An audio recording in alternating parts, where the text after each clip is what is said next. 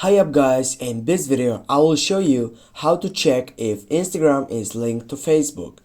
Firstly, what you need to do, just simply get up to the Facebook application and then just tap on your left upper side by clicking on your profile photo.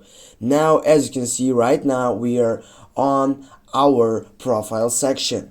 Now what I need to do, just simply scroll down and go for edit public details. Click on it.